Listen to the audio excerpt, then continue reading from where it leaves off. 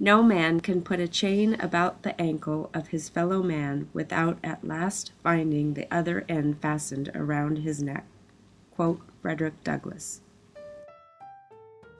Frederick Augustus Washington Bailey was born in Talbot County, Maryland, to a slave and an unknown white man in 1818. September 3rd, 1838 was the day that he escaped from slavery and fled to New Bedford, Massachusetts, under his new name, Frederick Douglass.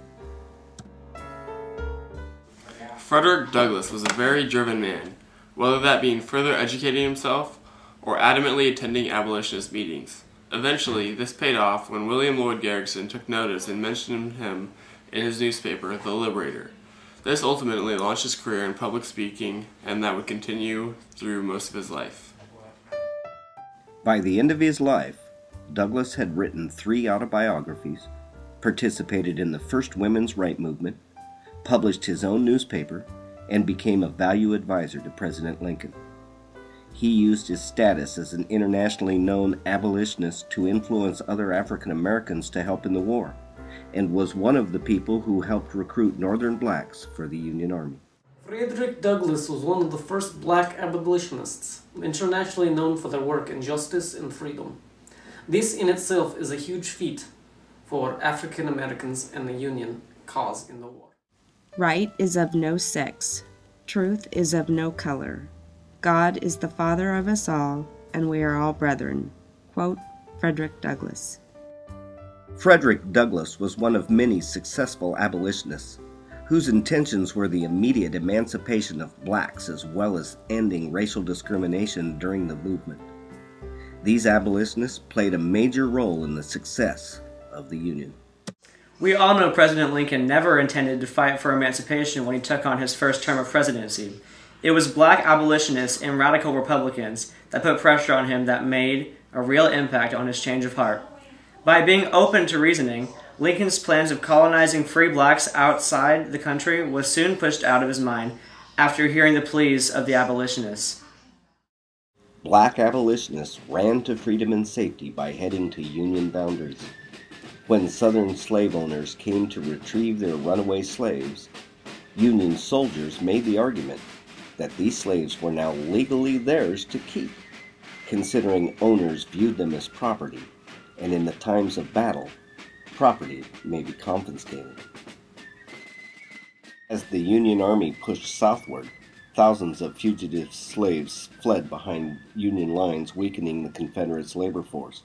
By 1865, the year the war ended, 40,000 contraband slaves had arrived in Washington. Runaway slaves were a major contributing factor to the Union's victory in the Civil War. Robert Smalls, an escaped slave, is a perfect example of a Civil War hero. Robert Smalls, a slave in South Carolina, was hired out by his master at 12 years old to work in the Charleston shipyard. By the time the Civil War had begun, Robert Smalls was a 23-year-old boat pilot who navigated the waters of Charleston Harbor.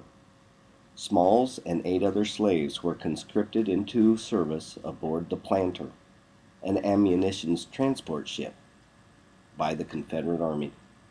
On May 13, 1862, a black crew captained by Smalls hijacked a ship that was intended for 2 Confederate forts and moved slowly out of port. When they safely passed the Confederate outposts, Smalls and his crew brought down the Confederate flag that flew on the boat and replaced it with a white flag. They then turned the ship over to the Union Navy. I do order and declare that all persons held as slaves within said designated states and parts of states are and henceforward shall be free. Quote, Abraham Lincoln. Once African Americans were freed, and the abolitionists had finally won their battle, blacks were stepping up left and right to enlist in the Union forces. According to the Emancipation Proclamation, slaves could fight in the war for the first time. This not only helped the North win the war, but benefited slaves themselves. Being enrolled in the Union Army was an important step towards black citizenship as well as the acceptance of blacks in a white society. Black soldiers left an impact on the war. just as the war impacted them. Having more black soldiers meant that many of the white soldiers could return home to help pick up industry and the economy. Also, sadly enough, many whites refused to fight with the blacks. This sent them home as well. Serving in the Army gave blacks a sense of pride and dignity, something that was very important. Since the North now had a booming population in the Army, along with more men at home, the North had a huge advantage.